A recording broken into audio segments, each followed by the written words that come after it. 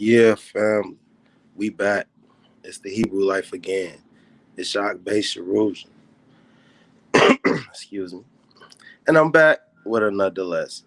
We gonna call this one Males Not Men, Females Not Women, Biblical Polygyny versus Worldly Polygyny. Let's get into it. We're gonna do a sound check.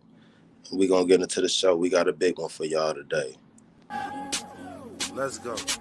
Mark, ready, set, go. Mark, ready, set, go. Mark, ready, set, go. Cold like Chicago snow. Holla can't keep police. Making room in the building for my people like it's lease. When we play for keeps. Killing beats my specialty. Tony Hawk, kick, flip me, twist me, grind a specialty. If my flow is drugs, I'm like schedule 1, you schedule 3. Serve the most high so I could become a better me. Know the game ain't free. Gotta pay attention. She is hot up in the kitchen. See, had them playing. Yep. So we back. Yeah, I know I've been going for a little bit, but I got a good one for y'all. I've been working on this for some time. I wanted to do a video on this. I got some experience in it. I want to give my testimony. Not only that, I want to show what polygyny is around the world and what it is in the Bible. First off, fair use.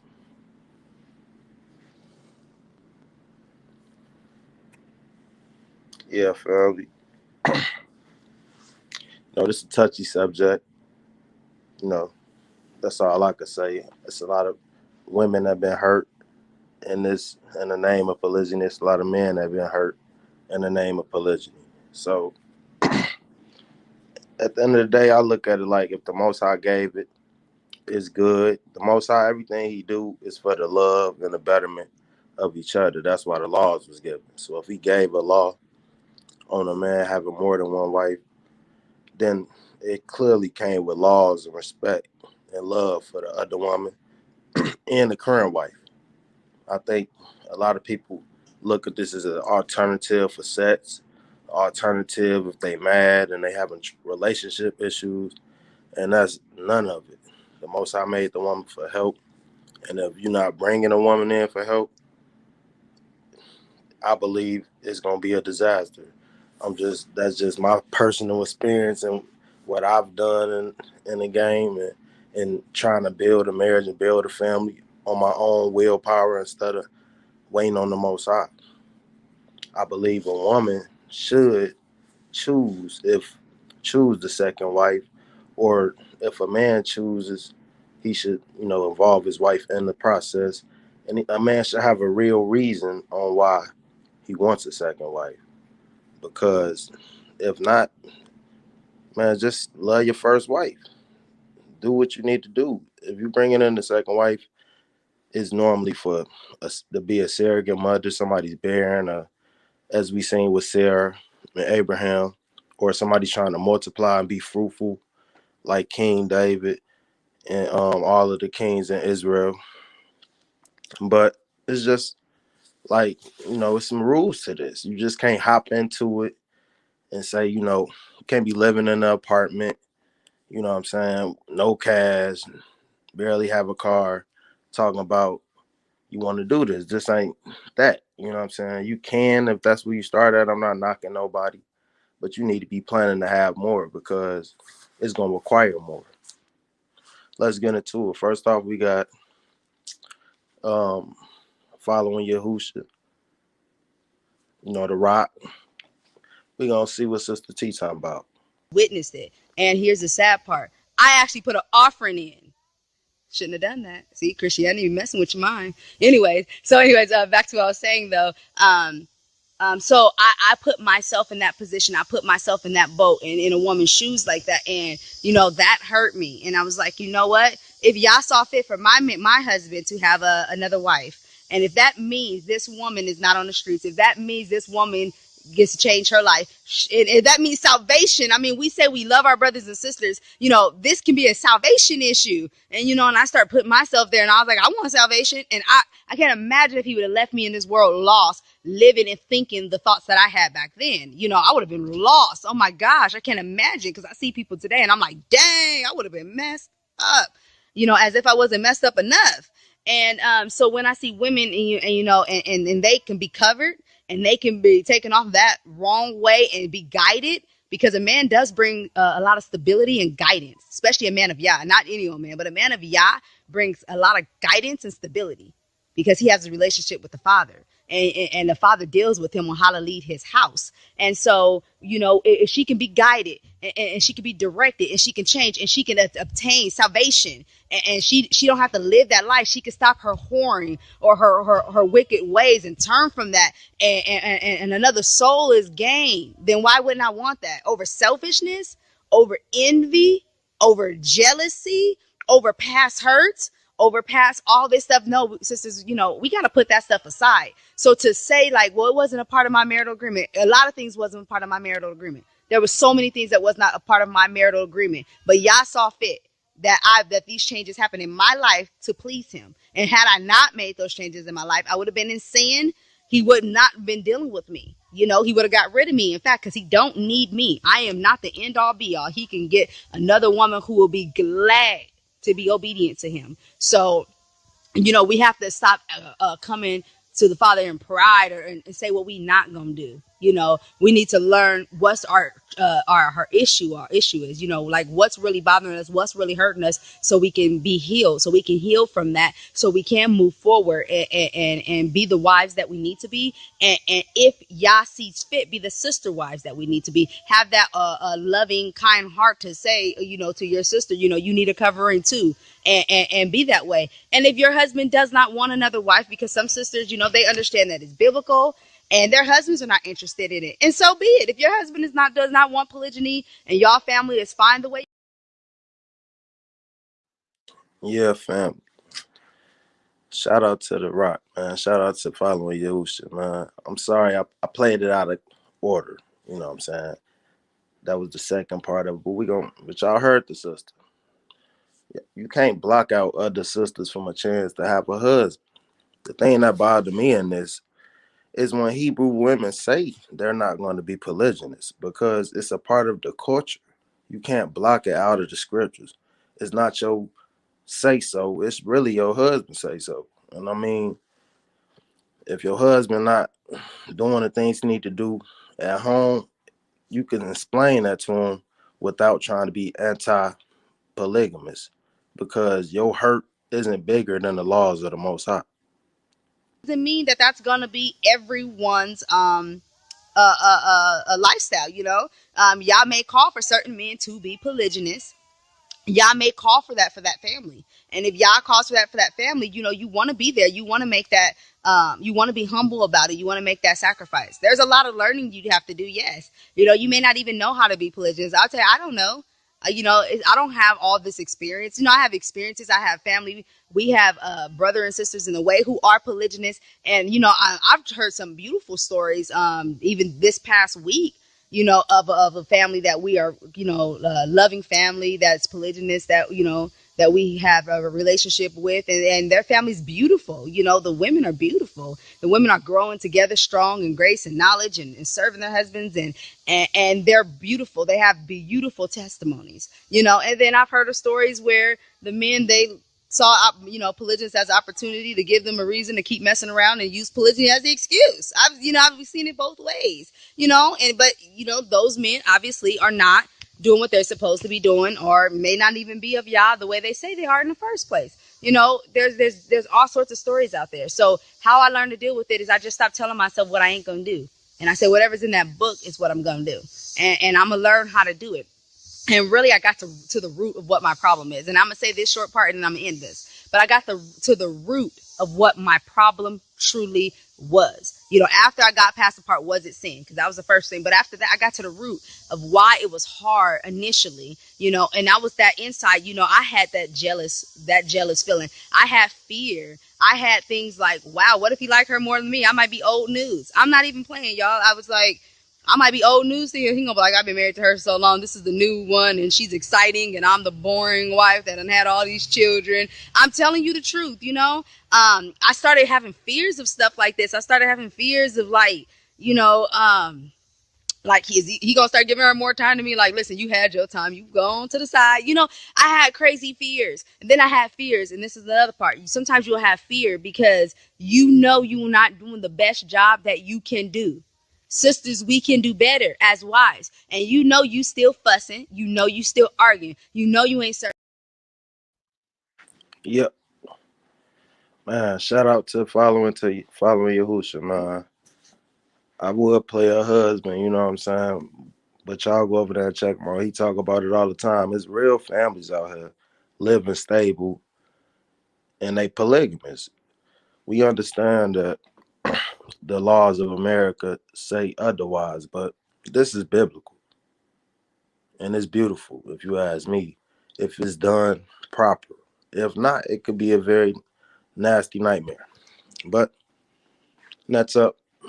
We got Miss Ditson. Go ahead, talk to him, Miss Ditson.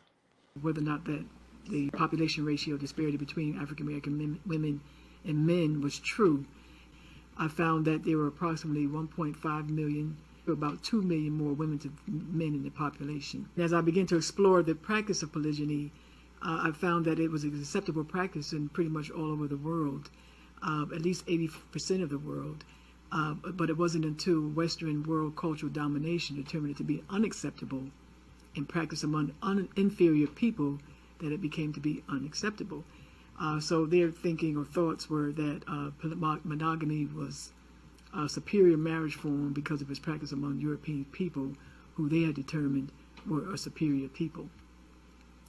But we all know that polygyny has been practiced also in the West under what I can call peculiar forms of polygyny, where it's practiced in extramarital affairs, and voyeurism, prostitution, concubinage, and then, you know, contemporarily there are various types of porn and ways in which men engage women that pretty much reduces them to their sexuality.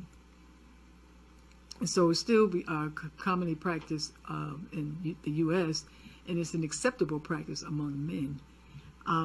And although it's not acceptable among women, they participate in it. And because men could not participate in these types of what I call peculiar forms of polygyny without participation from women. And so what does this do? It leads to dysfunctional relationship and family formations that might be beneficial for men for various reasons, but not necessarily healthy. And so what I wanted to do was I wanted to find out if there were more functional models that were more beneficial for women and for families. And so when I began to really explore and look into the practice of polygyny, I found that it was practiced again throughout most of the world. In a study that was done on societies throughout the world, it was found that in 862 societies, 724, 84% of them had practiced polygyny. So before European world domination, it was found in North America, including Mexico and Canada, Central America, the Caribbean, Near and Middle East, East Asia, Greenland, Australia, Indonesia, Polynesia, the Philippines, and in New Zealand. In Africa, the practice of polygyny was pretty much universal. Of the 297 societies, only 13 or 5% of them did not practice polygyny, and 11 of those societies was found in North Africa. Of 22 European societies that were looked at, monogamy only was practiced in 21. And so we know that is, you know, it's a practice that's been practiced all over the world. And so because scholars were curious about as to why polygyny was practiced, then they began to propose different explanations for it. One of them is the male sex drive and their propensity or predisposition for a variety of sex partners. The other one is the long length of postpartum. And what happened in some societies, early societies throughout the world, the only way to feed children was through breast milk. So for women, if women did not space children, then they could endanger the life of the already existing child. Because of this, and then you had a long length of postpartum, which means that women had to abstain from sex for a period of time so they could be able to space. Yeah, fam, we back. So, as y'all see, she gonna break it down technical. You know what I'm saying? Get real technical on it. She studied this. She visit families. She hated it at first. A lot of sisters just hate the thought of it. You know, they don't understand it's for the sisters. It's for their safety. They could die during childbirth. We care about our women. We not no savages that want to have sex with a whole bunch of women. That's lust. Lust could jump upon anyone. I tried polygamy. I was successful at times, but it ended in a disaster. Does that mean I don't believe in it anymore? No, but I understand that it has to be done in a certain way, biblical. How the Most High says it need to be done. Anything outside that, I believe is going to be some uh, unbalances there. There are going to be some people suffering there who don't have to suffer because of the unbalanced ways. The Most High ways are perfect. Let's get back into why people see this as something taboo. It's all because of the Western way that's been put on the people. Near and Middle East, East Asia, Greenland, Australia, Indonesia, Polynesia, the Philippines, and New Zealand. In Africa, the practice of polygyny was pretty much universal. Of the 297 societies, only 13 or 5% of them did not practice polygyny, and 11 of those societies was found in North Africa. Of 22 European societies that were looked at, monogamy only was practiced in 21. And so we know that it's a practice that's been practiced all over the world. And so because scholars were curious about as to why polygyny was practiced, then they began to propose different explanations for it. One of them is the male sex drive and their propensity or predisposition for a variety of sex partners. The other one is the long length of postpartum. And what happened in some societies, early societies throughout the world, the only way to feed children was through breast milk. So if women did not space children, then they could endanger the life of the already existing child. Because of this, and then you have a long length of postpartum, which means that women had to abstain from sex for a period of time so they could be able to space their children. Economics was also explained. It was thought that where women contribute substantially to production, because the more wives you have, the more children you have, and that means that's the more wealth you can build. And then, of course, the imbalanced sex ratio due to males being lost in warfare in occupations. And then cosmology, particularly among African societies, because it was important to be remembered among your descendants, because the longer you could be remembered meant that you were still alive. And so it was all tied up into their ancestry and their progeny. And so if we look at the sex ratio between African American females and males, you have substantially more men who are caught up in the prison industry or caught up in the criminal justice system than you have women. Also is the death rate among men. One of the things I would always stress and talk about is that we have a silent war going on where men are the primary targets. And if this is not evident now because of the social media, then I don't know what else is, but we do lose more men annually to death. And also because of the health reasons, more men die earlier than women. And then more men date interracially, so they date outside of the race. Not to mention that we have a disproportionate number of men who are marginalized in the opportunity structure. And of course, it's very difficult to build a relationship with men who are not financially have some kind of ways to support themselves and their families. Early scholars, when they were looking at societies and their development, they talked about humanity or societies having 3 stages of development. And this was savagery, barbarism, and civilization. So, of course, they thought that people of color were savages and existed in barbarism, and that the people who were more civilized were Europeans. So overall, their argument was that as humans evolved from savagery to civilization, the family evolved from the consanguine family to the monogamy family, which they thought was a superior form. And this consanguine family just means families that were focused around the blood tie, meaning that it was focused around the bloodline versus the marriage tie. We also want to look at the role that Christian scholars played. In a book called Polygyny Reconsidered by Eugene Hillman, he talked about how the monogamy, how the scriptures were used to support this whole notion or idea that monogamy was ordained by God. And so some of the scriptures that were used was the creation story. Adam had only one wife. Deuteronomy argued that there was an argument that there was an admonition against multiplying wives, but this was taken out of context because they were talking about in the excess of anything. Of course, the scriptures speak to prohibiting adultery and divorce, but of course, neither one of these polygyny leads to neither one of these. And then one of the arguments is that many of the biblical figures were monogamous, and that the first recorded instance of polygyny was among the reprobate descendants of Cain. So the overall conclusion, according to Hillman, is that there is not a single passage in the Bible that stands as clear proof of God's intention on this matter. And the Mothers also states that there's no case known outside of Christian nations of a people among whom it is morally reprobated. Before the Christian era, the terms monogamy, bigamy, and polygamy, in the sense that we use them, were unknown. The prohibition of polygyny, which was alleged to be natural and to be met among nations, all nations in a state of refinement, was actually promulgated for the first time.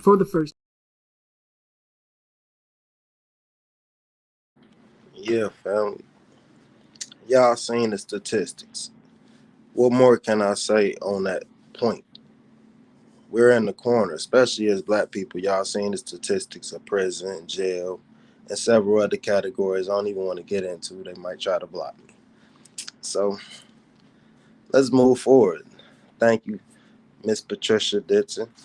I will be going to get that book for my wife. You know what I'm saying? And I love her work. I've been watching her for years. Her and several other sisters who are bold enough to stand up and say, look, this is wrong, the way, we're treating black men in America. I also support black men who stand up for black women who are being treated wrong in America. This has to stop, this nonsense in our community. Biologically, sex is designed for one main purpose: procreation. The female reproductive cycle comes around once a month. For a man, it's every day. For each sexual act, the woman's one egg is matched by the man's 120 million sperm cells. Now let's do some calculation. 120 million sperm cells a day every day, as opposed to one egg a month every month, means that it will take only 30 men to impregnate all the women in the world. This points to one clear fact: a man is by nature polygamous. Monogamy and fidelity are unnatural situations promulgated by religious beliefs and social pressures. It's a known fact that women, for the most part, are more emotional than men. But because a man is visual and logical in nature, for him, it's just a physical release that's got nothing to do with love. A man loves his woman by protecting and providing for her. Biologically,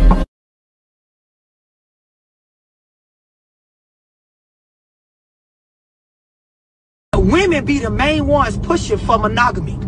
And then when a bitch get in a relationship, you don't understand, by asking this man to not fuck nobody else, by asking this man to not call nobody else, by asking this man to not look at another woman for none of his wants and needs as far as male to female, you are then saying, I'ma be whatever you need me to be, nigga, because I don't want, but y'all don't understand that.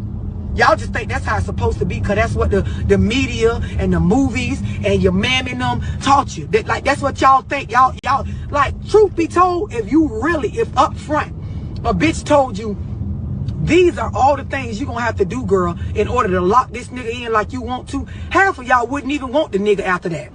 But you never sit down and actually really consider, what does it take to be fucking Ray Ray's girlfriend? What does it take to be Michael's wife? Like, what type of demons do this nigga really got? What type of sex drive do he really got if he left every other bitch alone and only fucks with me?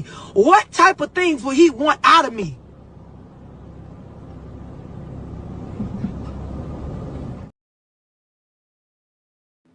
Y'all heard the sister.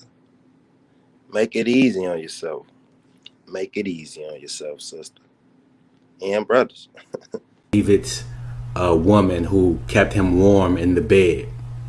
And you can read about that in First Kings chapter 2. He had him killed just for wanting to marry her. Because again, like I said, that's a status symbol. That's a sign of power being passed down to you. So when it says, and I gave you your master's wives, that means that he had all of these women to choose from. He had Saul's wives he could have chosen from.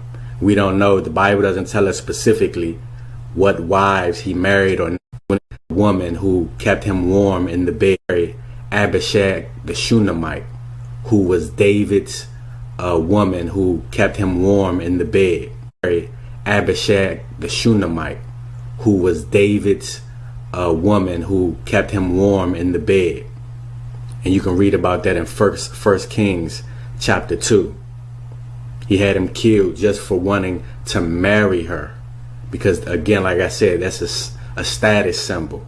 That's a sign of power being passed down to you. So when it says, and I gave you your master's wives, that means that he had all of these women to choose from. He had Saul's wives he could have chosen from. We don't know. The Bible doesn't tell us specifically what wives he married or not of Saul's, because it only tells us about two of Saul's wives, a wife and a concubine. So it doesn't tell us, it doesn't specify any of that, but it's letting us know that he had that opportunity. So why would you commit adultery, David, when I gave you all of these things and would have given you more? We read in 2 Samuel chapter 5, after Saul died and his son Ishbosheth died, when the northern kingdom of Israel, along with the southern kingdom, crowned David king over the united kingdom of Israel, and David took Jerusalem. In 2 Samuel 5, it says in verse 12, and David perceived that the Lord had established him king over Israel, and that he had exalted his kingdom for his people Israel's sake. And David took him more concubines and wives out of Jerusalem after he was come from Hebron. So the Most High put David in this position, and David took more wives and concubines. And in 2 Samuel 12, as we just read, he was being told his punishment for adultery. Not polygyny, but adultery. Jehoiada the priest, who was obedient to the Most High according to the scriptures, and who was primarily responsible with his wife Yehosheba of hiding King Joash during the reign of the wicked queen Athaliah, when she was trying to kill all the royal seed. And you can read about that in 2 Kings 11. Let's see what he did when he was mentoring King Joash. Let's see what he did. 2 Chronicles 24. It says, and Joash did that which was right in the sight of the Lord all the days of Jehoiada the priest. So you see, he did which was right while Jehoiada the priest was alive, because as I said, he was his mentor. He was obedient to the commandments, and he was primarily responsible, him and his wife, for hiding King Joash and dethroning Athaliah and helping King Joash keep the commandments.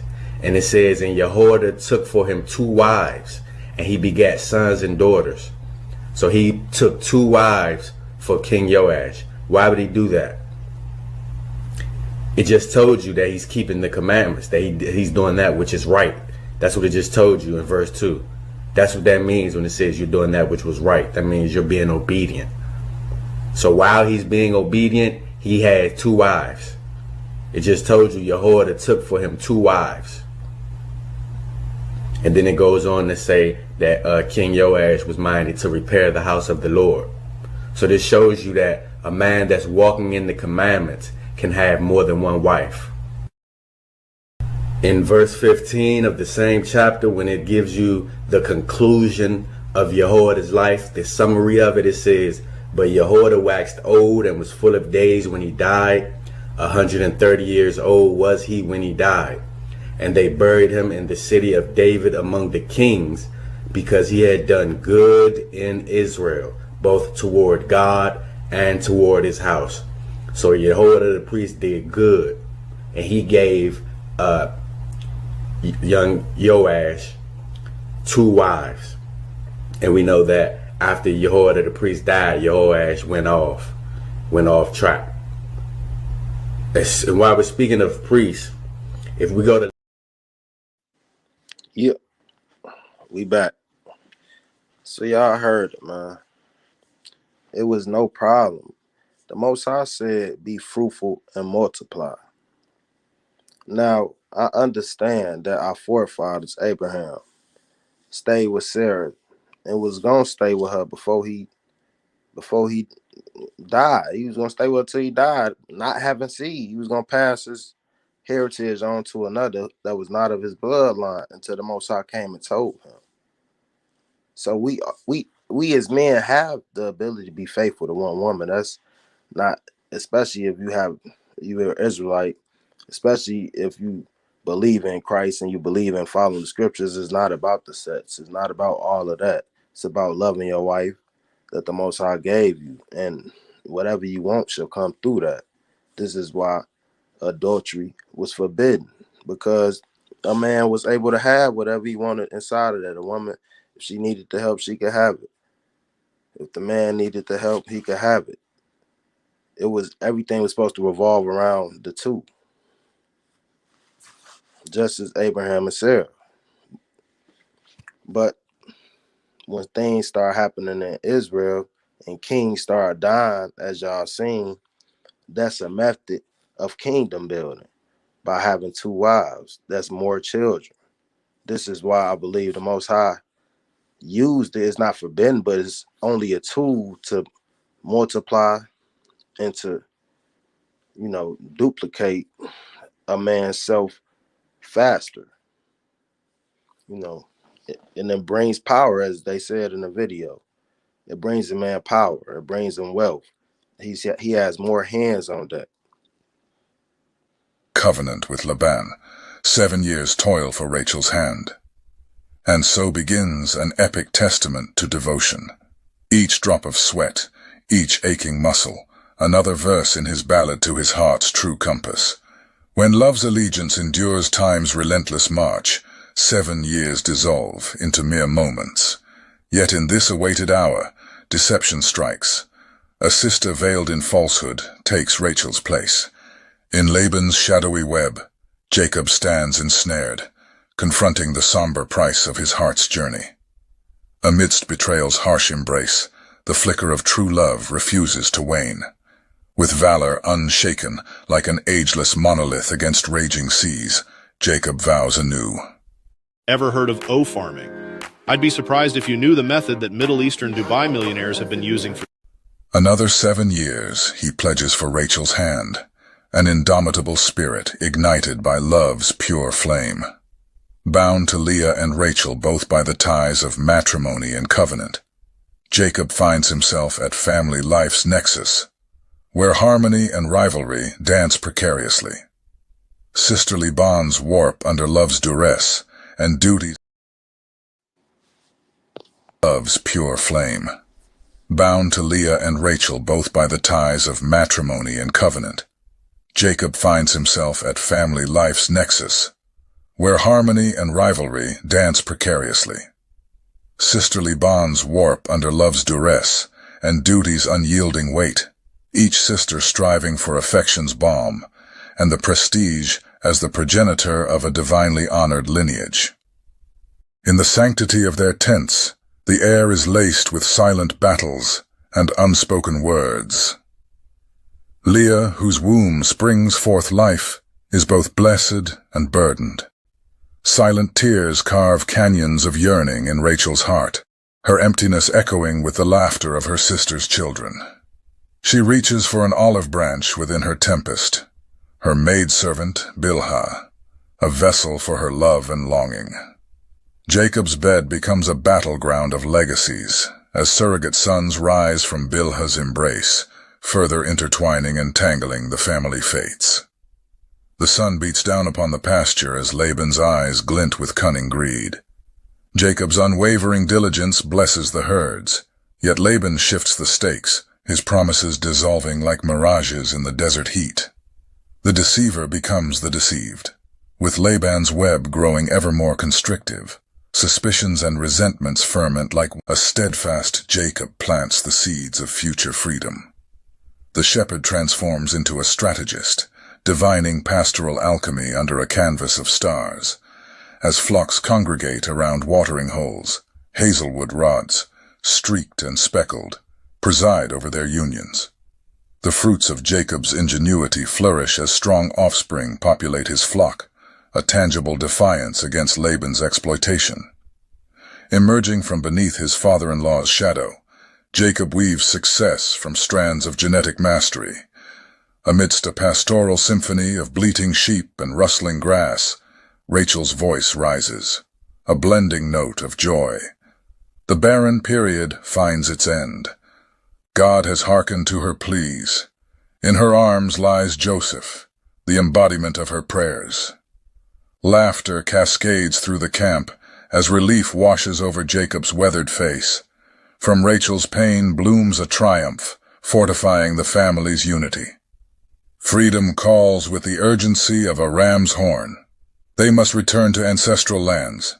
This revelation fuels their nocturnal exodus. Silhouettes against the moonlit dunes, carrying possessions and futures on their shoulders. Yeah, family. It's beautiful. That's how Israel was made. It involved other women, family. The women, man, y'all got to chill out. Y'all got to stop being so selfish. You know what I'm saying? And love each other. There's too much hate going on in the world. The brothers, you might not even want to feel like you need to take on another wife, but it's in the law. If your brother die, you're supposed to take on his wife if she had no child. So different situations bring on different things. It ain't for everybody, but it's in the law. And if a man chooses it, you can't be acting crazy about it because it's in the law. Now let's get into some things.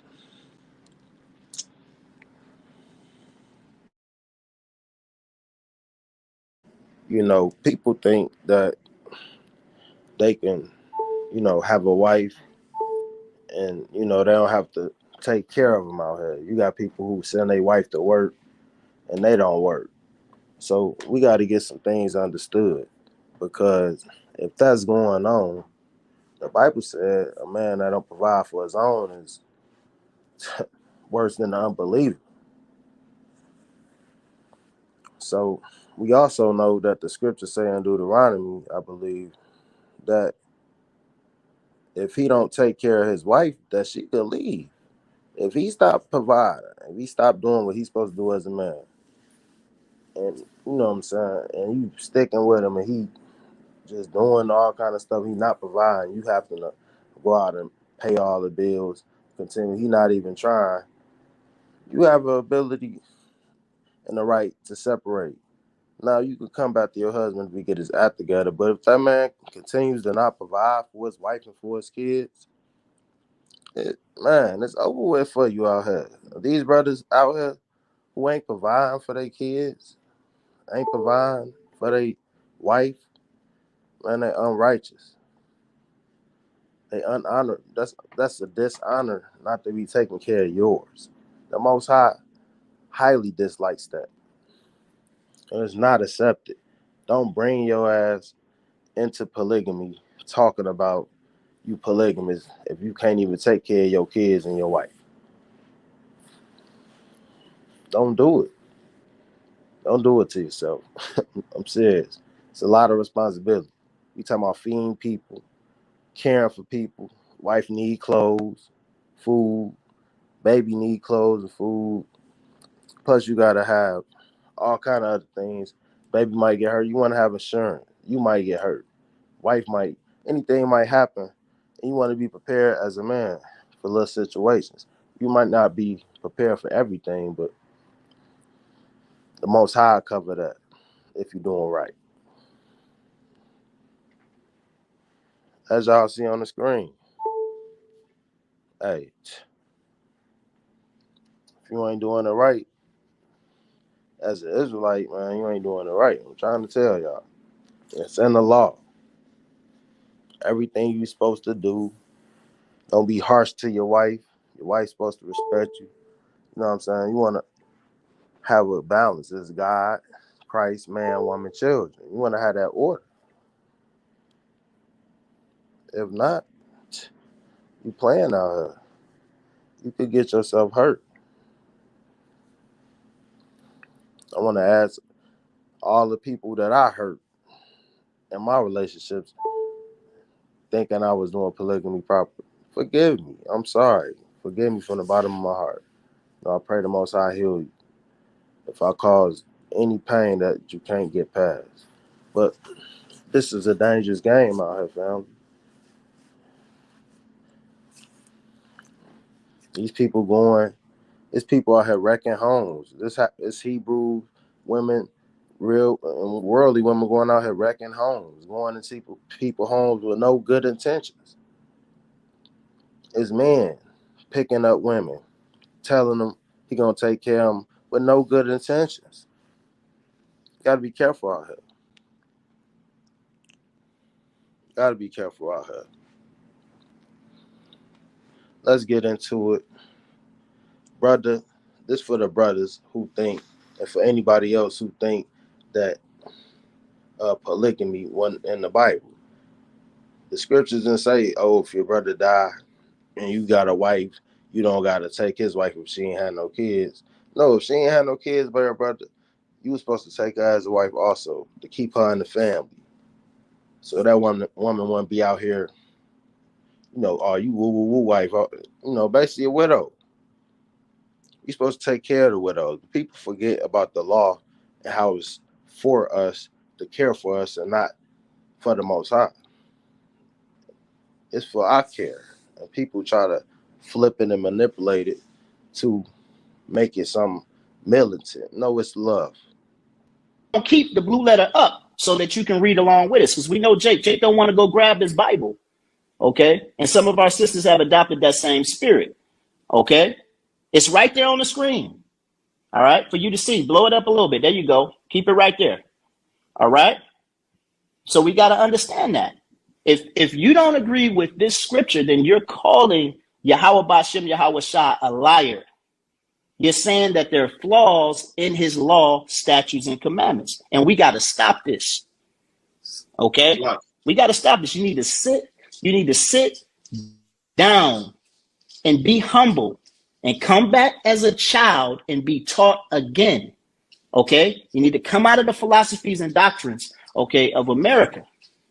All right? Stop this westernized mindset, okay? And let your mind be renewed in the spirit and power of Yahweh Bashem, Yahweh Shai. Go ahead, Yakum Yah. Khan, just to land me off of what you're saying, a lot of our people just think, you got to think about it like this. When you first came into this truth, probably the very first thing you realized you had to do was honor the Shabbat. Some of us that took time, the next step was wearing fringes, and you start to have to change your clothing and your dress to match what we have. Some people even had to change the way they eat. Some of us used to like pork and shrimp, crab and lobster. You had to stop that. This is one of these laws.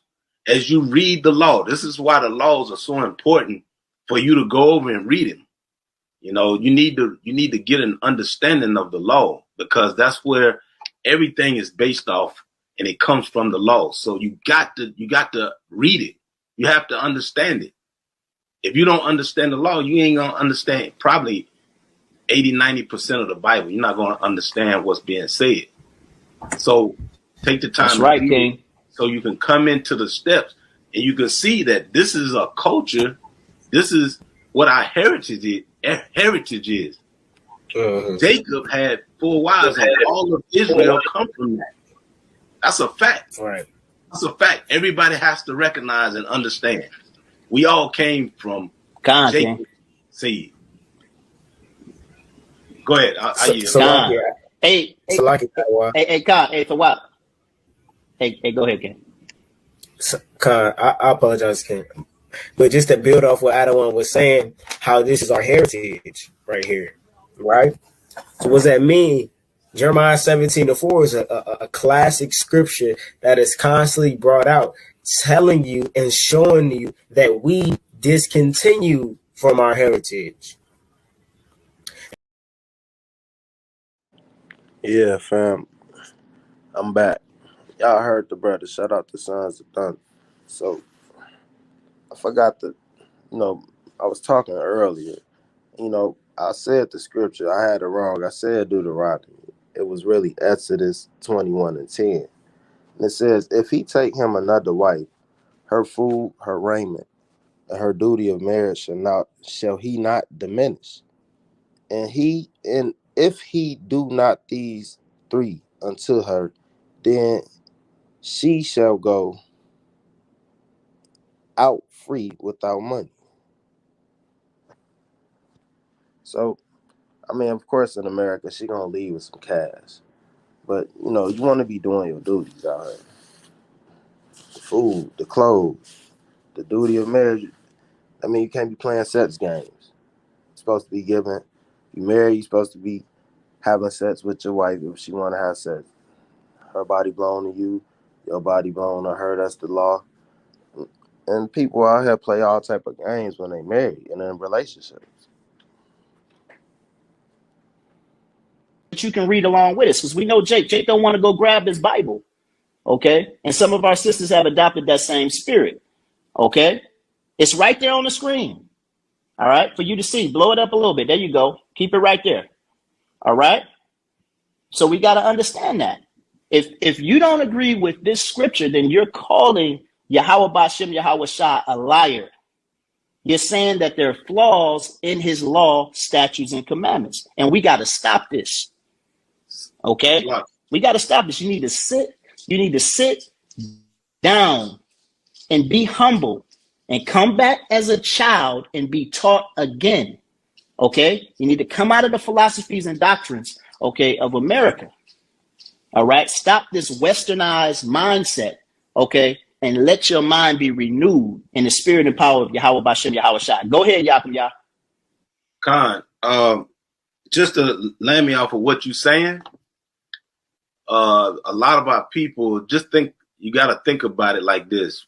When you first came into this truth, probably the very first thing you realized you had to do was honor the Shabbat. Some of us that took time, the next step was wearing fringes, and you started to have to change your clothing and your dress to match what we have. Some people even had to change the way they eat. Some of us used to like pork and shrimp, crab and lobster. You had to stop that. And you start. Yeah, my fault, man, for the technical difficulty. Let's move forward, though. A black man write and tell me that they have had two women for 5, 10, 15, and 20 years, and they can't even get the women to speak to each other. Sometimes they have two families. Would I want to talk to a woman who's sharing perhaps the bed and the money and the social life with who I would deem as my man? If you want to deal in reality, and if you are not insecure, and if you don't think that robs you of something, you would want to know them. If he loves her, you certainly should want to know her. And that's a frightening thought to most of us. And I don't like that. I'm not for that.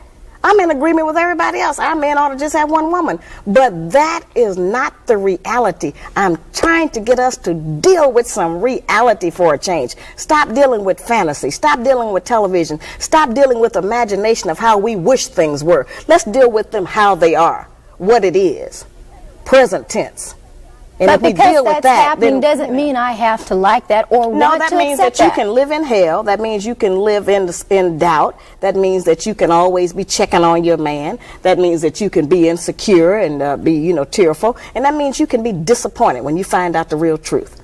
And you don't want to have that in your life. None of us do. But in order not to have that, then we have to deal with some reality.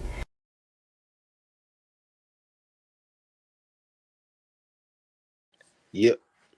Shout out to Shaja Ali. Love that sister too, man. So I'm trying to figure something out. If we can't be polygamous, it's not illegal to have 7 baby mamas. Not illegal to have 7 baby daddies. It's not illegal to marry your dog, your car. All this stuff is legal.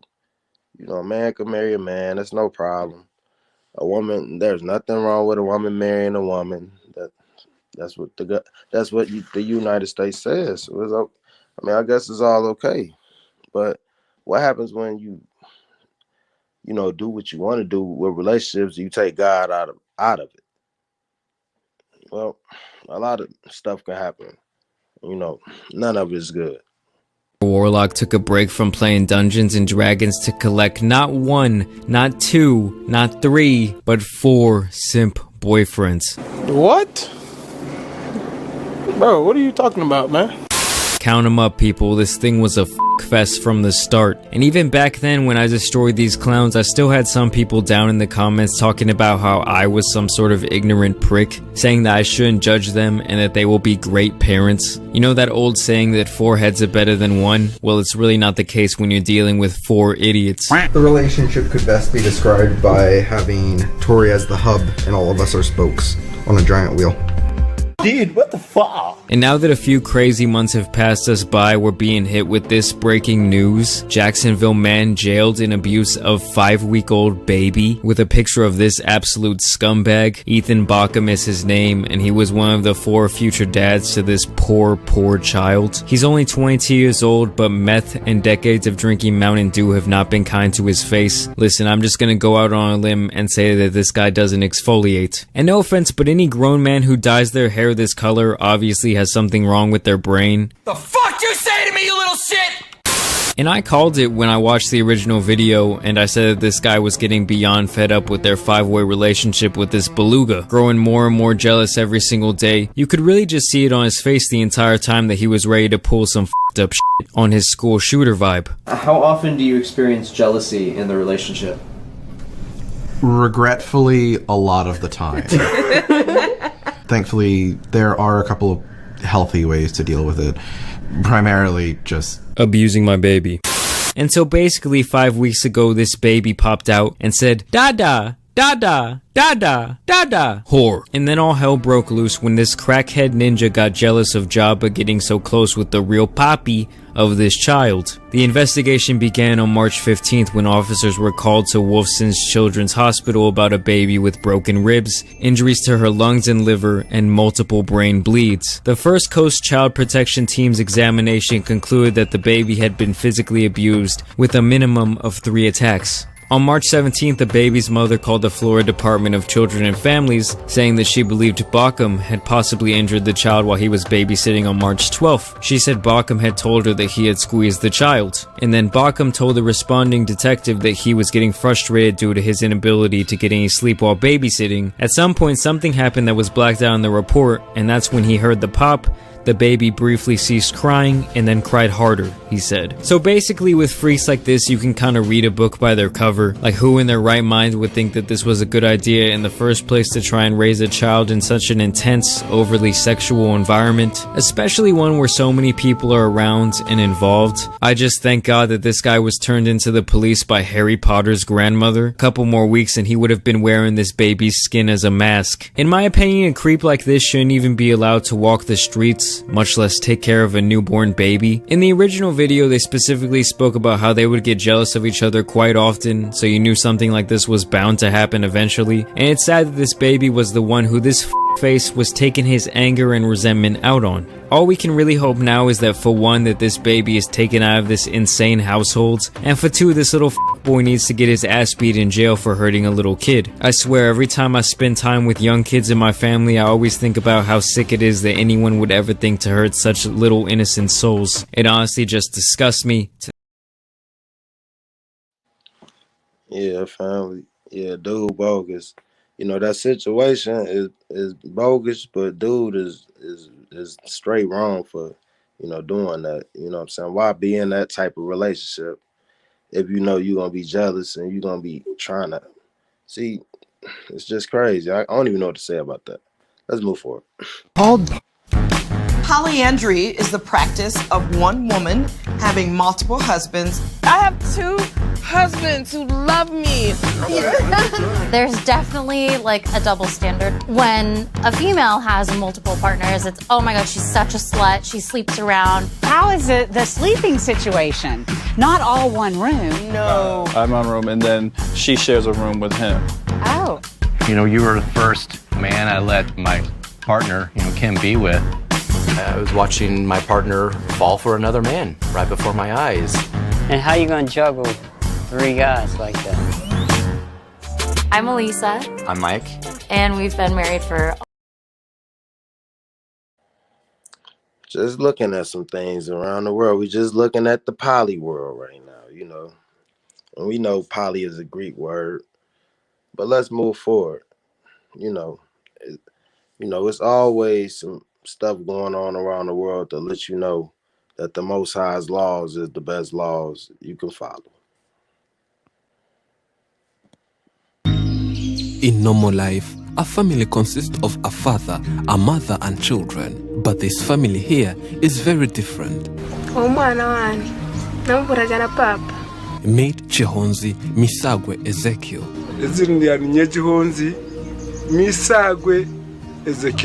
He's the husband to this woman. And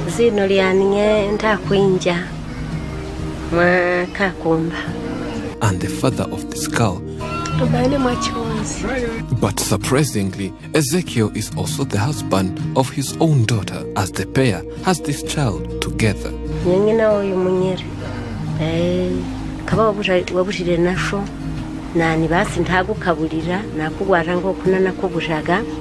What is even more fascinating is that they all live together in this small house. But how did this father of 12 children impregnate his own daughter? And why do they still live together? This is their incredible story. It all started one day when Tumaini was just coming from school and met his father, who asked her to do something. Yeah. This situation that I'm showing y'all is completely wrong. This is what happened in these organizations. I'm not even gonna say who, but there's organizations out here where the father tries to marry the daughters, and it's polygamous thing. Like, you ain't getting another wife so you can sleep with their kids. Like, people do wild stuff out here. This man, you see what he was doing, drinking. Right, came in the crib drunk one day and had a bright idea. It wasn't so bright. And met his father, who asked her to do something terrible. I had just come from school. My mother was not at home by that time. I went to wash myself, and my father came over to my room and asked me to sleep with him. I rejected his proposal, and he angrily told me that he would never pay my school fees again or give me any other thing that I need, from lotion, clothes, or any other thing. Because I liked school and wanted to continue to study, I agreed to sleep with him, and a few months later, we discovered that he had impregnated me. After that, he said that I don't have to tell anyone about it. Even my mother should never know about it. Afterwards, he went to the forest where he had a job and spent there a long time. But as her pregnancy grew, her mother finally came to notice it. She was incredibly furious and asked her daughter who had impregnated her. Tumaini refused to answer her because of the fear of her father, as she feared that he might come back later and punish her severely for telling others about their... Crazy, right? Her mama was asking her the whole time, like, who you pregnant by? Like, who you pregnant by? She wasn't telling her. They finally got to get ready to deliver the baby. She like, girl, tell me who you pregnant by. Yeah, it's by my daddy. It's just, man, the wicked stuff that go on in the world without, the commandments. It's just crazy. And even with the commandments and stuff, the devil, rides people to do. People do this stuff through their lust and through their own wicked mind. her daughter got pregnant because of her absence, and always thought that it could never have happened if she was around more. The first time I noticed she was pregnant, I was extremely furious and very sad at the same time. I was horribly hurt because I thought that it was my mistake. Maybe if I had been around more, I could have had an opportunity to prevent it, but it was not the case. I asked her who impregnated her, but she refused to tell me his name. I insisted so much, but she always refused. I decided to simply take care of her, and I thought that maybe when she feels ready, she'll tell me who had impregnated her. As a mother, Kakumba took care of her pregnant child. Even though she had refused to disclose who impregnated her, she would do everything her daughter needed and provided with her all necessary advice since it was her first pregnancy. On her side, Tumaini was terribly sad, as she felt that she had betrayed her mother who had taken care of her all time. She wanted to tell her who impregnated her, but she was afraid of the consequences that might follow. Her to the hospital. Just before Tumaini delivered her child, her mother asked her once again. To the hospital. Just before Tumaini delivered her child, her mother asked her once again the name of the man who impregnated her. And this time around, Tumaini decided to tell her the truth. When my delivery time arrived, we went to the hospital and my mother once again asked me about the father of my child. This time, I felt that she had to know the truth, since she had been with me throughout all my pregnancy period. She asked me who the father was, and I responded that it was my father who impregnated me. I explained to her the whole scenario, and she was incredibly angry at him, wondering how he dared to do it. It took time for Kakumba to fully grasp the fact that her husband has fathered a child with his own daughter, but she finally came to realize and decided to move on with her life. The first time I heard about it, I was so angry and very sad. I couldn't understand how my husband had dared to impregnate our own daughter. It was beyond my understanding. But I took the decision to calm down and raise my daughter and her child. University of Georgia professor Patricia Dixon thought polygamy exploited women. Then she embarked on a study of it. I mean, I was transformed by the experience. She spent years living with different polygamous communities, some in the U.S. and some overseas. She was surprised to find it wasn't about men exploiting women. We think of a man with several wives as a good deal for the man, but you say this is more about the women. Right. It's female-centered. The women are the ones who are benefiting when they're in a situation. Well, I would think people would say it's about the men getting more sex with more women. Not necessarily. It's not about another notch on your belt or anything like that. It really is the women who really promote this idea. Often, she says, because there's a shortage of men. But there's no big shortage of males in America. Oh, yeah, it is, particularly for the African-American community. Because, she says, of the higher incarceration and murder rates in that community. Everybody's talking about one man, one woman. Where are they going to come from? Shalamia is Prince's second wife. When Prince approached his first wife about taking a second wife, she was upset. I cried, I prayed, I still didn't understand it, but I gave it a chance. I said, I'll give it a chance. It's not above. She invited Shalamia into their home and a relationship developed. Just got to be friends. Now, after 30 years, she can't imagine life without her. I'm older, but she's more like the mother wife. You know, she's the mother sister. She looks out for everything. Johanna, do you have your gloves? Do you have your scarf? Shalamia cooks breakfast while Johanna sleeps in. Johanna cooks dinner most every night. Most women look at us and think that we are subservient women. We don't have a voice. We don't have a position. We're just led around, do what I say and sit down and shut up. And it's exactly. Spirituality, the law, and the family. On one of its islands, Orango, the powerful Queen Bamba ruled a century ago. So y'all saying it. So now we finna go into a world where these women are trying to have in America. They want to run everything.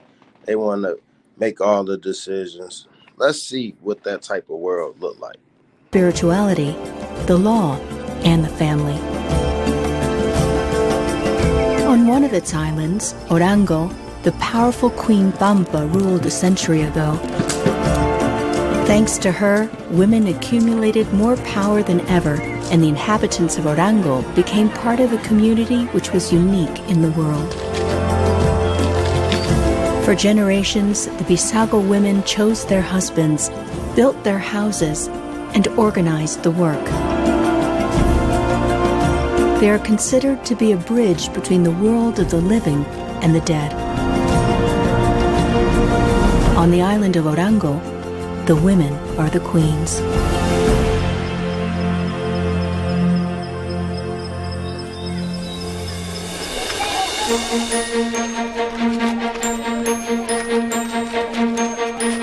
The Tabanca of Etikoga is having a celebration.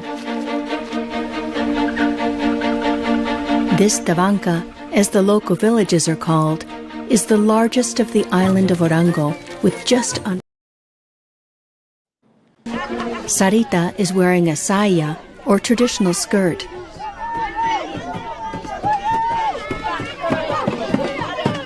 In addition to a wig, she adorns her body with necklaces and bracelets.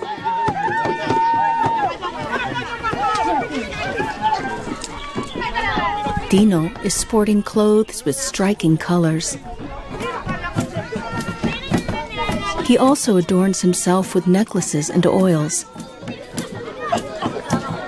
Today he is wearing this clothing on the occasion of his wedding, but young men have dressed in this manner for centuries with a clear objective: attracting the attention of women.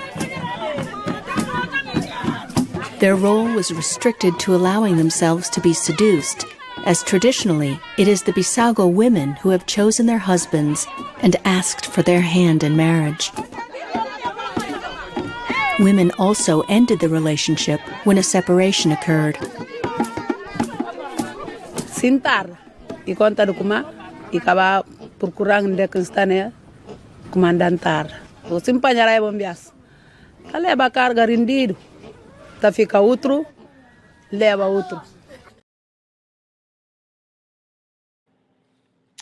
All right. Now y'all heard. Now this is a place in Africa, right?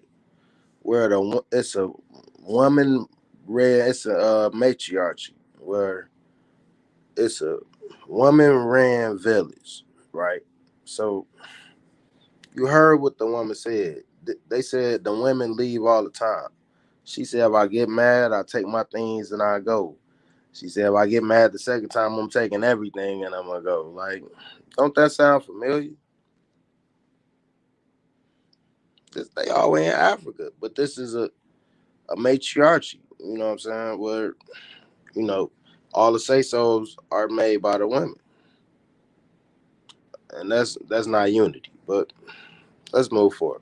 Dads that stuck together and they had multiple kids and things like that, even if they weren't happy, even if the father was out here doing their little thing, and I feel like it was just looked down upon to leave the person you're married to or have kids with. So it's like women didn't do it.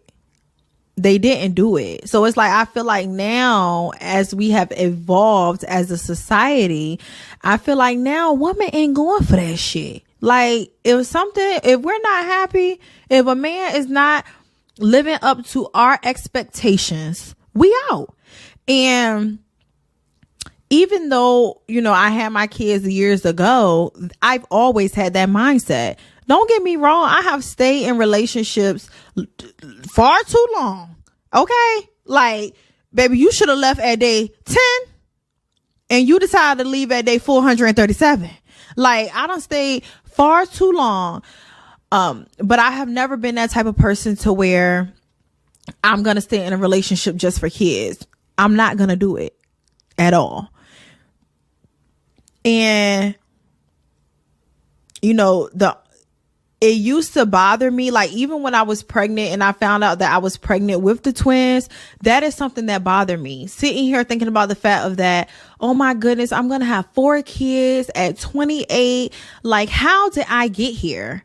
How did I get here? And that really bothered me. If somebody was on the street and they was to say, girl, you got 4 kids with 3, you know what I'm saying? That would have really bothered me. But it took some internal healing for it to not bother me now. And I feel like that's why I'm able to speak my truth. That's why.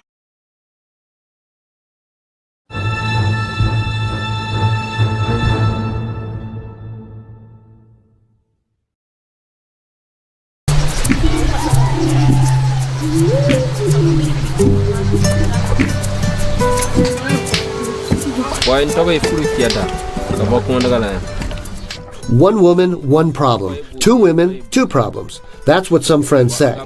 But I have 2 wives and no problems.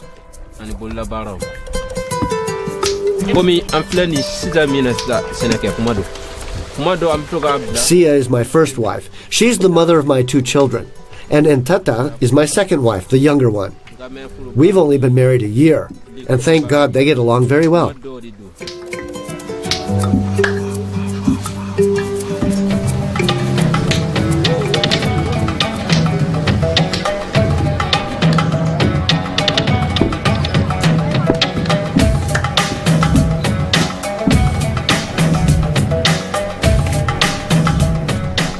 Konadaga is a small Bozo fishing village in the area of Mopti on the banks of the Niger River. The Bozo are an anchor for the traditional world of the river, and polygamy is a common and deeply entrenched custom among the local population. In West Africa, 30% of men are polygamists.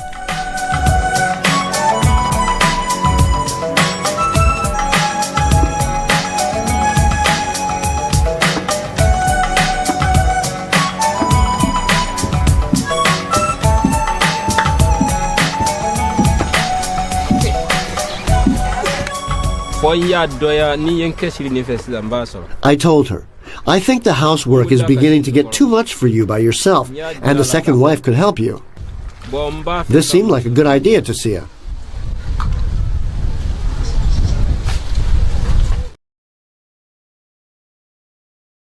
Yep. Y'all heard him. He said he did it for his wife so she could have some help. She said, that don't sound like a bad idea. But you know, over here in America, it's too much ego going on. They can't let that happen. You ain't no king. Who you think you is? That's what she would have told him. And she would have continued to struggle and say she do it all. It's just crazy, man. But the men, you know, we got to blame the men also. The men are a big blame for this. We're going to get into it. Y'all stay down. We're going to get into it.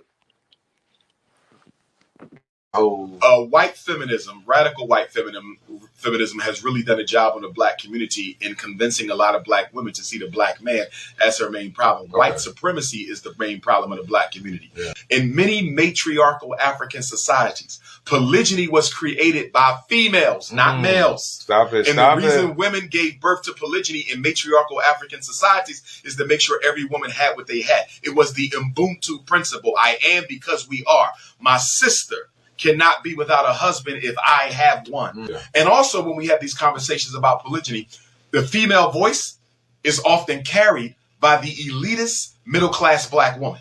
In other words, you only hear from black women who don't have to share their husbands. Mm-hmm. You never hear from Sister Rashida on Section 8 with 8 boys pulling her hair out. Yeah, and it's not just the black community. Whites are aborting their kids as well. But what do you say about abortion? And I know the adoption rates are down. Black people don't go get kids. That's we don't foster. We don't do any of that. And are we derelict in some of these areas? Are we speaking the same language now? Well, I tell you, the issue now is not so much not having a man in the house so you don't get the welfare check. The issue now is not having a man in the house so you don't lose your housing.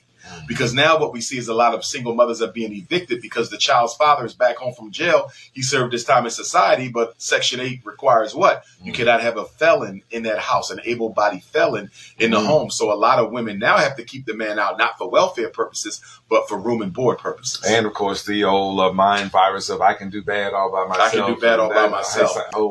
White feminism, radical white feminism has really done a job on the black community in convincing a lot of black women to see the black man as her main problem. White supremacy is the main problem in the black community. And we should be fighting that together as male and female. We should not be fighting one another, but that's exactly what the power structure wants to do. Women and minority-owned business. Absolutely. That's one right there that creates. I told guys, if you're going to open a business, put it in your wife's name. Put it in your wife's name. Well, that's also a reason why you have a lot of white men marrying these black women. They're trying to get the minority business status, and then once they get the business off the ground, they drop their black wife and go get a white wife. And a lot of black women fail to realize the economic opportunity you are for a lot of these white males out here. Yep. I'm based Jerusalem, and I approve that message. We are not the enemy. We have children together. We in a relationship and marriage together. Then I'm not your enemy. And we got to stop thinking that we're the enemies to each other. That's the devil creeping in between what's supposed to be love, what's supposed to be fruitful and prosperous, and he creep in to make it something bad. So let's move forward. We got to do better out here, man. The scriptures speak about silly women and men creeping in their houses, laden with sin. They said the silly women laden with sin. The men are creeping in these women's houses, creeping in many women's houses, having 3, 4, 5, 6 baby mamas, 7 baby mamas, 10 baby mamas. I ain't even want to get deep into the stories. I could have found some very bad situations out there, but I just want to show y'all, family, that you have to be careful. Ladies, you got to be careful. You got to do an interview. Look, man, when you meet people, do an interview. Everybody say they can do the job. I'll be there on weekends. Yes, I got a car. Everybody be saying the same thing. They want the job. Some people be lying on the application, though. Just keep it 100 with y'all. You gotta do your research so you know who you're dealing with. Breakup. Not really a breakup, like a situationship. We was together for 3 years. Found out he was married. Oh! Wife beat me up. Yeah. It was horrible. Hey, this story took it was horrible. It was so bad. And it's crazy because the person that introduced us was his wife. What? I went through a really bad... I was working at Waffle House at the time, and I took this girl's order. When I took this girl's order, I could have sworn it was only just her. Took her order, gave her food, she left, whatever, cool. I see her come back, and I'm like, oh, shoot, I done messed these people order up. She tell me, oh, come to the car. So I'm like, hey, like, what's wrong? Is the order okay? She goes, oh, yeah, the order's fine. But my homeboy, he wants to know if he can have your number. I didn't even know anybody was in the car. I didn't even know if anybody was in the car. I thought she was by herself because I literally only seen her. So I look down in the car and I see, this boy. And I'm just like, oh, okay, he's cute. Like, okay, he got my number. Cool, put his number in his phone. And that's just when we just went together after that. All right, so the homeboy was actually her husband. Yes. Damn, she used the wrong H word. I think her brain locked though. Yeah. Listen, she sure did. Hell. That's another H. I was gonna say, there's a few H words we could throw around. Really? Now. So you had no idea this was his wife? No. So then I asked him. I was like, who was that girl? He's like, okay, is that your girlfriend or like who is that? He's like, okay, I'm be honest with you, that's my girlfriend, but like we make money together because he scammed. He's like, we make money together. She does her own thing. I do my own thing. That's just how it works. I'm like, okay, I guess that makes sense because she introduced us. And when I did go to his house, she was never there. So I was like, okay, that makes sense. So you thought they were just in an open relationship? I don't know what the hell I thought. I don't know. I should have ran the moment he said girlfriend. I don't know. It was too late. Like, I really liked him at that point. Women miss all red flags. All of it. So, I missed all of it. I'm sorry. I'm a bull. I just pushed right through them, See, we're going to cut the shit on here. Was he putting that thing on you? Yeah. Okay, let's. She ain't even hold back. She said, yeah, he rocked it. Yeah. Yep. And yeah, y'all better be careful, man, trying out these three-way tag team matches out here, man. End up being a Royal Rumble. Course of becoming a couple, both of you realized that you both liked women, and you thought that polyamory, having another woman in the relationship, might resolve the trust issues. Is that accurate? Yes. I mean, why don't you tell me how that conversation went? Well, I mean, we always talked about it before we officially got in a relationship. That was something that I was interested in, and I figured that he wouldn't cheat. That would be okay. So that's why we. How did that work out? It didn't work out really well. I mean, it's still not working out because, he's still talking to people behind my back. He doesn't tell me anything. I thought we had some rules established with it, and... Is he sleeping with the women that you were going to be in a threesome with alone? No, well, one of the females he slept with before we met. So he wasn't supposed to bring her to our relationship. It was supposed to be someone we both didn't know.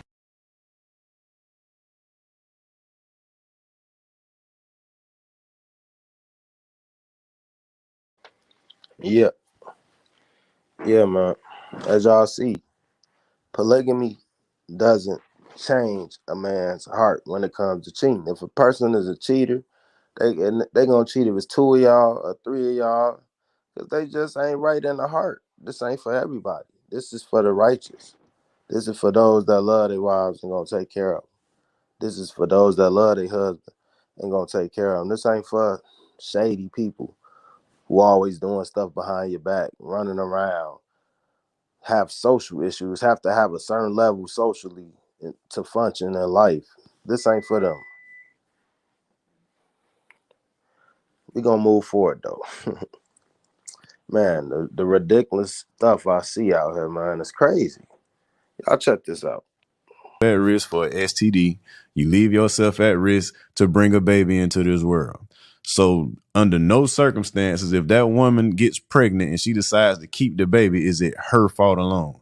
I know that's what a lot of people on these podcasts like to say, but it's not true, because you're a grown up when you get ready to make a grown up decision. Whatever consequence come behind it, that's on you.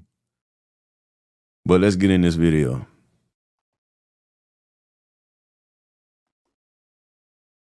Seven kids and 7 baby mamas. Now, for the past few days, I've been going live, telling my story, speaking my truth. And a lot of women having an issue calling me a deadbeat because I tell them I was being irresponsible, not wearing protection. But I always tell these women that I got pregnant that I do not want to be a father to these children. And I offer to pay for the abortion. They'll either take the abortion or they'll take a plan B. But only these 7 have kept these children. But the crazy thing about it is they want me to be responsible for some children I told them I did not want. So for some years now, some of them been trying to get in contact with me, access denied, because I don't really know why you trying to get in contact with me. I done told you I did not want them kids. So don't expect me to be responsible financially, emotional, spiritually, mentally, or physically with some kids I do not want.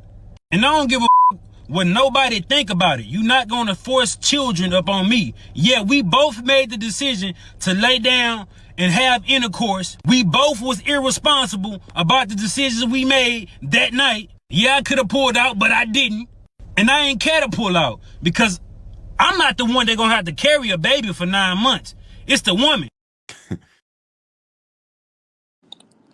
Man, that's ridiculous, man. Like I said, this is one of the biggest problems. This is the biggest problem in the black community, is the black man not stepping up the plate to be a man. This dude is a loser. Anybody who think they can get vagina or get a female and not pay the fee, it's tripping out here. I'm telling her not to have a baby. See, our sisters need to stop giving these dudes sets and chances to even talk to them. Find somebody that's esteemed. Find somebody that's honorable. Because these dudes ain't honorable but amongst men. These dudes can sit in a room full of real dudes, full of real men. Because real men take care of their kids. We cherish our children. Cherish our wives. and they couldn't sit in a room full of real men. They would have to go sit amongst the losers. Well, just fucking buy a block together. We're gonna get a block with each kid in each house, and they're gonna be rich, they're gonna be put up, they're gonna be protected. Okay? All because of me. All because of me. He better be thankful for me. Baby mama number 1. She goes by Kia Fitz on TikTok. She had her baby by random man at 17 years old, and they share a daughter together. The second baby mama is Drea Janae. She shares a son with the random man. They do not have a good co-parenting relationship. He's not in her son's life either. She was pregnant at the same damn time as baby mama number 3. Their children are 8 days apart. Whenever you get a chance, go to her page and watch her 2 TikTok videos that she uploaded explaining her situation. All right, baby mama number 3 is Allison Mortel. She no longer has a TikTok page. I think she took it down, but I did record her original video. It is on my channel if you want to go to that video and check it out. But she pretty much was blasting the random man and confirming what Morgan has been saying about him being a deadbeat. And like I said previously, she has a son that is 8 days younger than baby mama number 2 son, which is crazy. All right, so baby mama number 4, we don't have an actual name for her. We only have her Twitter handle, which goes by the name of Juicy Manila Blair. She does share a daughter with the random man, and she was blasting him about being a deadbeat on Twitter once upon a time, but since then she has privated all of her accounts. All right, so baby mama number 5 goes by the name of Nina, and this is probably going to be our problem child out of the bunch. At this time, we cannot confirm if she has a son or a daughter with the random man, but she's giving very much spicy, giving very much misdirected energy, and looking at them bangs, it pretty much had me like, not the banging, the banging, oh. All right, back to the task at hand. Baby mama number 6. We do not have a name for her. All we know is that she is currently the random man in Atlanta's girlfriend. Her and the random man have been on and off for 10 years, and they do share a daughter together. She has not come forward to give a statement. She has not made any videos, and I am currently unable to locate any of her social media. The vibe check is giving me that she condones his behavior and doesn't really give a damn about how many women he sleeps with or procreates with, as long as he comes back to her. It's giving very much. Yeah. Like I said, fam, women, y'all got so much power. Y'all complain so much about not having power, feeling powerless. And then y'all give y'all power to people like this, men like this, who don't even stick around to see you through the pregnancy. Men don't even take care of their kids. This is who y'all letting go in between y'all legs. It gotta stop. Giving very much. That's my motherfucking man. Yeah. Do you hear me? That's my motherfucking man. I know I play too much. Let's get back on task. Okay, baby mama number 7 is none other than Morgan. She's the one that coined the phrase random man in Atlanta. She's the one that made all her TikTok videos in reference of this man and trolling him. She tried her best to keep him anonymous until he decided to come forward. Morgan originally thought that she was baby mama number 6, but after having a group meeting with the other baby mamas, she found out that she was demoted to baby mama number 7, which is very, very unfortunate. But again, she was the one that started this whole thing. She was trying to take her postpartum, her pain, her heartbreak, and turn it into something positive and come to this platform to kind of vent, but it kind of turned into a circus. Yeah. And let's understand why I'm playing this, because let's look around America. It's so many women with men with 1, 2, 3, 4, and 5, 6, 7, 8 kids, and the women that go be with them, and then they say they not down for polygamy. Ma'am, that's a polygamous relationship. You can't be with a man with multiple baby mamas, multiple kids, and then say, I'm not with polygamy. Yes, you are, unknowingly. And that's the foolishness in this argument that I want to point out, that so many people are already polygamous and they don't even know it. By being with a man who already have children, and a wife or a baby mama, whatever you want to call it, hey, you make yourself polygamous by default. All the women and the children that could have been under the protection of that man, because that doesn't fit our life goals. Polygamy actually operates for the benefit of women and children, because if one man can safely look after 2, 3, or 4 women and have children with 2, 3, or 4 women and run his family correctly, is that not better than him only having one wife? I get this a lot from sisters, and they say, okay, I understand why Allah made polygyny halal and permissible. However, I think it was more relevant back then. Today, it's less of the need basis and more of just pleasure or dunya related basis. What would you say to that? Tell that to the sisters who are in their 30s who haven't been able to find a husband of their own. Tell that to the sisters who maybe were in a marriage, it did not work out, and now she's here by herself, full responsibility for 2, 3, 4 children with no man in her life. Young women in general think they are invincible. I don't need a man. Those are the ones you hear saying, I don't need no man. You wait until that sister is nearing the wall. You wait and listen to how the story changes. 4 more years! Y'all heard what they said. They said you wait till they hit the wall, and then they'll start reconsidering life. And I totally agree. That's a young woman thing. There's a lot of young woman thoughts out in society. It's a lot of older women acting like younger women. Society is just completely immature.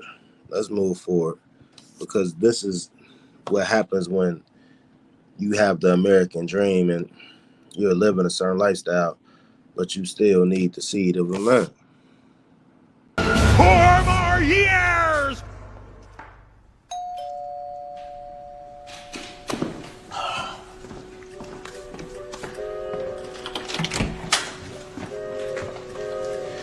I know how to increase your cash flow. Darling, would you take the ladies inside? Absolutely. Good evening, Jack. Hey, what?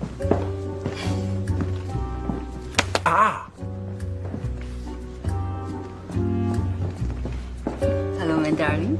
Okay.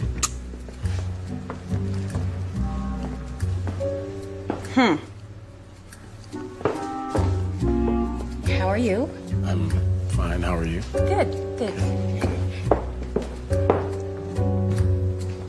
Fatima, what are you doing here? And who the hell are all these women? Relax, they're friends of mine. What kind of friends? Lesbian friends, all right? They are all highly educated, highly successful businesswomen. They have achieved the American dream. Almost. And that is where you come in. Me? Yes.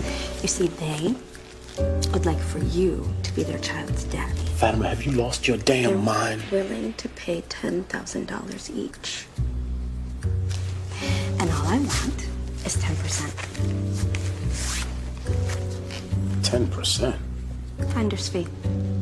Congratulations are in order. I'm pregnant.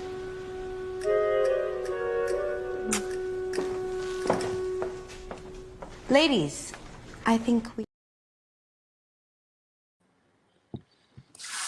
As y'all see, men have become more of a tool than anything in society today, because the family household is not intact. Maacah, the daughter of Absalom. So he already has multiple wives. And she bore him Abiah, and Jethai, and Zesah, and Salamoth. Verse 21. And Rehoboam loved Maacah, the daughter of Absalom, more than all his wives and all his concubines. For he had 18 wives and 60 concubines. And he begot 28 sons and 60 daughters. Verse 22. And he made Abiah, the son of Maacah, chief, even a leader among his brethren, for he intended to make him king. Verse 23. And he was exalted beyond all his other sons in all the coasts of Judah and Benjamin, and in the strong cities, and he gave them provisions in great abundance, and he desired many wives. So Rehoboam had 18 wives and 60 concubines. That's 78 women in total. And his son Abiah desired many wives. That was a normal practice in ancient Israelite society. 2 Chronicles 13 verse 21, but Abiah, who's also called Abijah, strengthened himself and took to himself 14 wives. So he and his men, each with his family, and David and both his wives, Achinnam the Jezreelitess, and Abigail, the wife of Nabal the Carmelite. So we see David had 2 wives.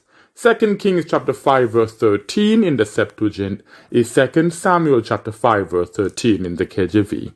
That's 2 Kings chapter 5 verse 13 in the Septuagint, or 2 Samuel chapter 5 verse 13 in the KJV. It says, and David took again wives and concubines out of Jerusalem after he came from Chebron, and David had still more sons and daughters born to him. So 2 wives were not enough for David. He actually took more because it was normal practice in ancient Hebrew Israelite society. Judges chapter 8 verses 30 to 31. Judges chapter 8 verses 30 to 31 says, and Gideon had 70 sons begotten of his body, for he had many wives. Gideon had many wives, verse 31, and his concubine was in Shechem, and she also bore him a son, and gave him the name Abimelech. So Gideon not only had many wives, he had a concubine. 2 Chronicles. Yep. This for the bruise, man. Y'all check it out. This for all the bruise. Reigned 40 years in Jerusalem, and his mother's name was Sabiah of Bersabee, verse 2. And Joash did that which was right in the sight of the Lord all the days of Jediah the priest, verse 3. And Jediah, that's the priest, took to himself 2 wives, and they bore sons and daughters. So even the priests were taking multiple wives. 1 Kings chapter 1 verses 1 to 2. In the Septuagint is 1 Samuel chapter 1 verses 1 to 2 in the KJV. 1 Kings chapter 1 verses 1 to 2 in the Septuagint is 1 Samuel chapter 1 verses 1 to 2 in the KJV. It reads thus. There was a man of Amathaim Sepha, of Mount and passages we can identify when a man equal passages we can identify. Would the Most High have remained silent on this issue if it were indeed a sin? Certainly not. From these passages we can identify a biblical pattern for having multiple wives. It is this: desire plus affordability equals multiple wives. Desire plus affordability equals. Yeah. That's what all the people talking about. You can't have multiple wives in the Christian churches, even in the camps in Israel. On this issue, if it were indeed a sin? Certainly not. From these passages, we can identify a biblical pattern for having multiple wives. It is this: desire plus affordability equals multiple wives. Desire plus affordability equals multiple wives. In ancient Israel, when a man desired to have multiple wives, he also provided for them, because he could afford to provide for them. In the examples that we've examined so far, all the men were fully capable of providing for all their wives. David, Solomon, Rehoboam, also known as Rehoboam, and Abiah, also known as Abijah, were kings. These were rich men. And Gideon was a judge in Israel. He was a ruler. He was a rich man. So they could clearly afford to have multiple wives. They had the desire and they could afford it, so they had multiple wives. Jediah, the priest, was a wealthy man. How do we know that? Because at this time, the priests were very well provided for. The people were paying the tithes so that the priest would lack nothing. So the priest could afford to have multiple wives. If it were a sin to have multiple wives, these priests could not be serving the Most High God. He would have destroyed them. Elkanah, who became the father. Yep. I mean, what more can I say on that situation? Y'all seen the rules. Excuse me. Y'all seen that if you wanted and to have those desires, you have to have that cake to have those desires. So women, when they call men out for not having or being in the situation to be in that situation where they talking about having multiple wives, you can't be mad at her. Because if you ain't in position, you ain't in position. And all of the bishop can't have more and all that, the stuff that the church made, we already proved that earlier that was put in a book by an Englishman. All of those biblical lies about multiple wives and that, let's move forward, family. I'm at 46 children, and I got a woman in my life who's trying to have 3 more right now as we talking. So let me be clear for we can know. You have 46 kids. 46 kids, and you finna have 3 more. Yes. God damn. How many baby mamas, bro? Well, it's 22, but it's gonna be 23. That's crazy. 46 baby mamas. 46 kids, 22 baby mamas. Like, somebody working on his 23rd baby mama. This was going on out here. These people, you got people out here really being fruitful and multiplying in the wrong way. It's a lot of bad seed being spread on earth. You got people out here making bastards, not even taking care of their kids, making single mother households, not taking care of their kids. This is what's going on. And then you got stuff like this to happen on the other side when somebody wants to take care of their kids. I'm not listening to shit. I just want to see my son, bro. My motherfucking son, cause you with that Man, I just want to see my son. You can't listen. You bitter because we moved on. That shit wasn't working. yours though. I'm just here to see my son, please. I'm here to see my son. You know he need his father in his life, don't you? He don't need no motherfucking daddy. I'm his motherfucking daddy. You is a woman. I'm his motherfucking daddy, world. What is wrong with you? That is my child. His motherfucking daddy, world.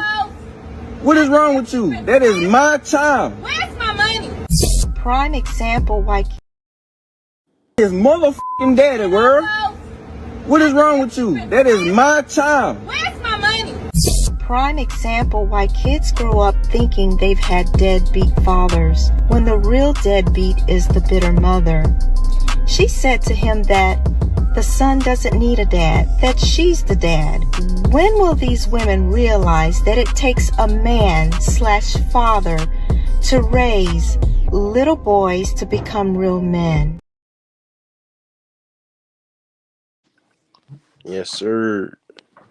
Yeah, it's deadbeat mothers out here too. I had to show the other side of the spectrum.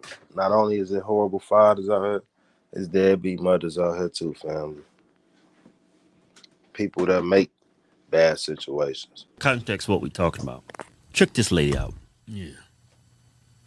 So I'm embarrassing to you because I got 6 kids and 6 different baby daddies and I'm not ashamed? And you say I need to represent black women? I came in this world by myself and I'm gonna leave here by myself. All that damn hand I don't have to represent all the women in the world. The only person I need to speak for is myself. And you need to represent the exercise room for all women. Because it looked like to me you got a little eating disorder, Miss Ma'am. You hear me? But hey, that ain't none of my business. And I'm not trying to tell you to stay away from the table. You hear me? Crazy as hell. It's crazy, man. This is what goes on, man. You know, it'll be much easier to be a man wife than to be in that type of situation. You know, and the men, they go right back. You like, how many baby daddies you got? 4? Okay. I want to be the 5th. Like, I want, okay, 5, I'll be the 6th. Like, this is what's going on. These brothers probably don't even got nowhere to stay. They just crazy, y'all. I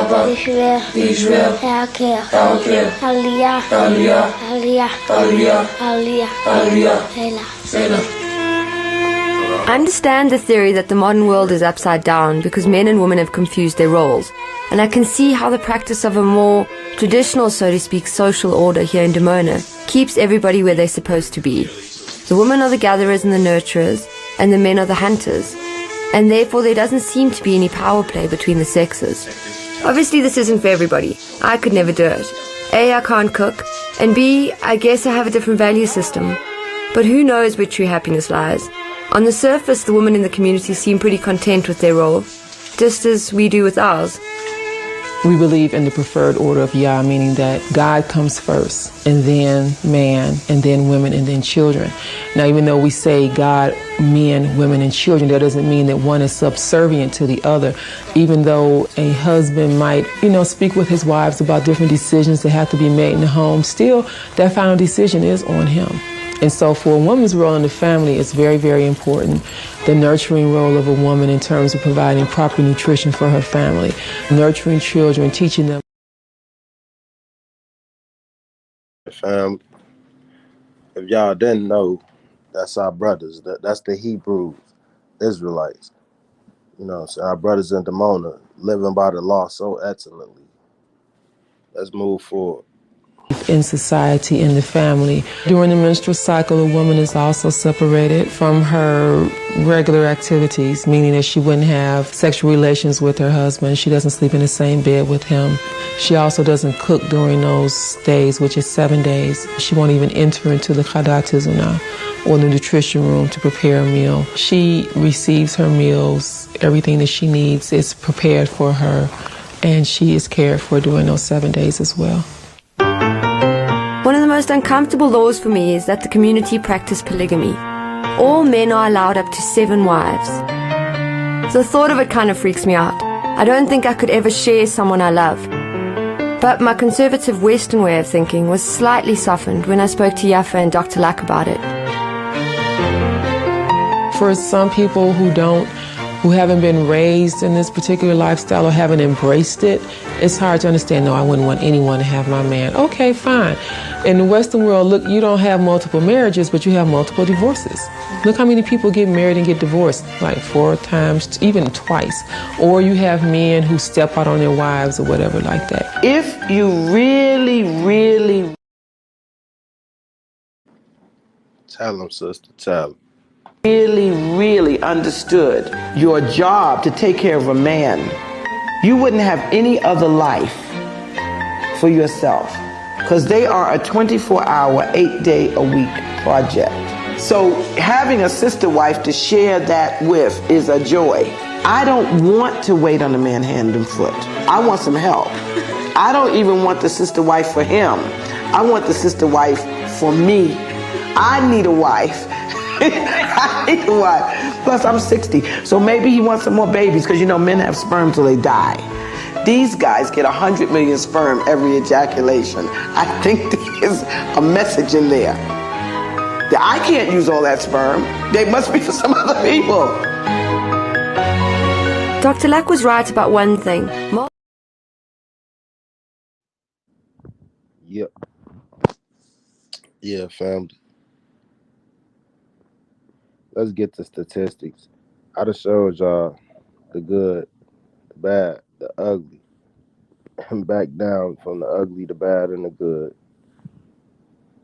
Man, marriage can be a beautiful thing. It's honorable to the Most High. It brings forth children, which is from the Most High. And it brings forth family, unity. What else does a man and a woman have to live for when they come together in marriage besides children, which makes their love greater for each other. It's something from the Most High that can't be explained. And between those two that have become one, if they want to bring in another, that's between them and their marriage. If it's done where everybody is treated according to the Most High's law, which is with love, then I don't see a problem with it. But if you're taking it just to live off women, just to have threesomes, just to be a clout chaser doing stuff just to be seen online, and you really not for family and building your family at an excellent pace with the Most High, having children, having wives, and having love all around you to help with your operation or whatever you got going in your life, whatever businesses you running or whatever situations you got where you need that help. Do your thing out here. I'm not mad at nobody. This video is not to throw shots at anybody lifestyle, because to each his own. But I think it's pretty clear cut that, you know what I'm saying, the biblical way of having multiple wives is probably the best way to go. It makes sure the woman, the daughters of Zion, are covered. It makes sure the sons of Israel are doing what they're supposed to do to be accountable, and the husband's the head of their household, and it can't be beat. Now in America, we already know why it's illegal. First of all, it's population control. Second of all, they don't want people doing anything outside of the European way. And and to me, it's crazy that you could have, these men could have 22 baby mamas, probably not taking care of none of the kids. And it's not illegal, but it's illegal if a man tries to have 2 wives. That's crazy to me. So I think people need to look more into why they allow things to be unbalanced instead of balanced. Why do they allow people to live in that manner and not hold them accountable? A person with 22 kids and ain't paying child support, or man, look, they need to lock you up, man. You out here living like that, they need to lock you up. I'm gonna move forward up out of this conversation. If y'all got anything y'all want to say, put it in the comments. It's the Hebrew Life on Base Jerusalem. I'm thanking y'all and appreciating y'all for taking this journey with me to see the good, bad, and the ugly of polygyny. If y'all love it, if we get, I said we get 2,000 views, I'll do a part 2. We up out of here. Let's get it. Let's go. Mark, ready, set, go. Mark, ready, set, go. Mark, ready, set, go. Cold like Chicago snow. Holla can't keep police. Making room in the building for my people like it's lease. When we play for keeps. Killing beats my specialty. Tony Hawk, kick, flip me, twist me, grind a specialty. If my flow is drugs, I'm like schedule 1, you schedule 3. Serve the most high so I could become a better